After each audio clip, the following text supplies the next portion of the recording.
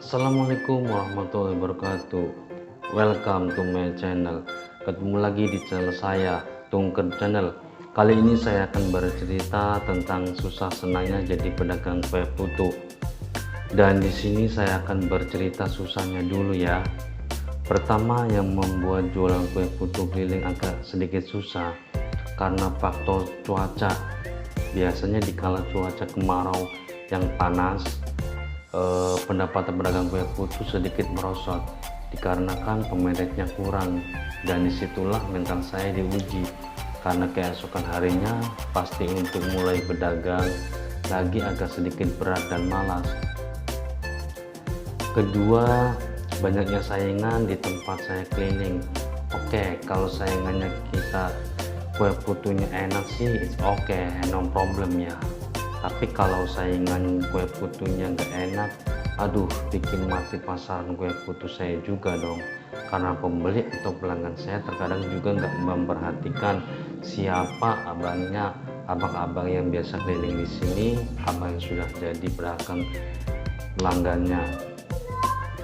Ketiga, kalau jualan lagi anyep, wah rasanya itu kayak dengkul mau copot.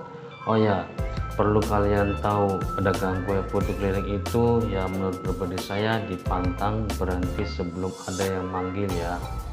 Jadi sebelum ada yang manggil itu saya jualan terus untuk mencari para pembeli, dan disitulah membuat kaki saya dan dengkul berasa mau copot. Keempat, masalah untuk pemilihan bahan, terutama untuk bahan dasarnya yaitu beras. Kita harus benar-benar memilih beras sejelih mungkin, karena kalau salah di beras jangan harap kue putu akan bisa jadi.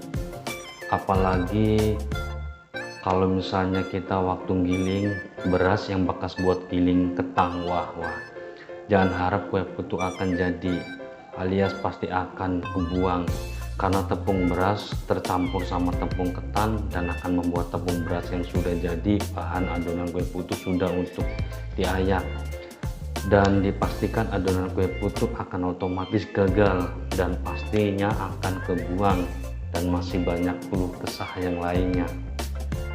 Dan berikutnya saya akan bercerita tentang senangnya dan apa saja senang menjadi pedagang kue putu keliling.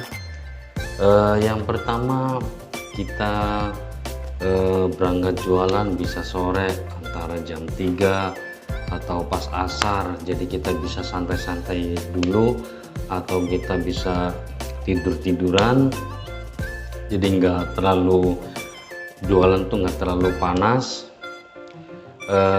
Kedua, kita setiap hari bisa ngitung duit ya, dari hasil jualan atau keuntungannya, jadi setiap hari kita bisa megang duit dan setiap hari bisa punya duit. Dan ketiga, kalau pas lagi ketemu orang jualan, kita bisa saling tukar makanan, bisa barter. Jadi kalau misalnya ketemu tukang bakso, kita bisa makan bakso tidak bayar dan bisa tukar, tukang bakso juga bisa makan kue putu punya saya. Dan yang keempat, kalau lagi cuaca musim hujan dan tiap hari hujan terus, wah ini cuaca saya banget, karena terkadang kalau cuaca hujan saya berjualan kayak orang main-main. Misal berangkat jualan sore jam 3, bisa-bisa kalau cuaca mendukung, yaitu cuacanya hujan, itu maghrib saya udah nyampe rumah dan jualan habis dan laku keras. Disitulah penyemangat saya. Kalau misalnya lagi jualan, saya sering berdoa agar setiap hari bisa hujan terus dan jualan saya bisa laku keras dan laku cepat setiap hari.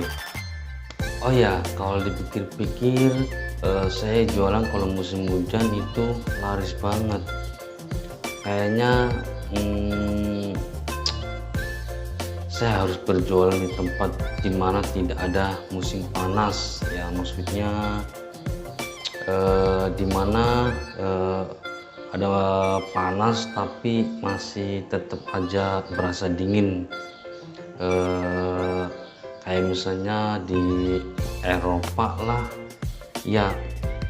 Eropa kan terkenal dengan saljunya ya, musim dinginnya, dan cocok banget kayaknya saya jualan di situ, jualan kue putu di negara jualan kue putu di benua Eropa ya. Eropa kan terkenal dengan saljunya, musim dingin, dan cocok banget kayaknya buat jualan kue putu. Kayaknya habis lebaran saya harus mencoba ke benua Eropa ya untuk nyobain jualan kue putu. Pastinya mantep banget, omset jualan di sono pastinya akan setiap hari laku keras secara di sono, cuacanya dingin. Kira-kira di negara di bagian benua Eropa mana ya saya harus mencoba berjualan kue putunya? Ada ide atau masukan, tulis di komentar. Terima kasih.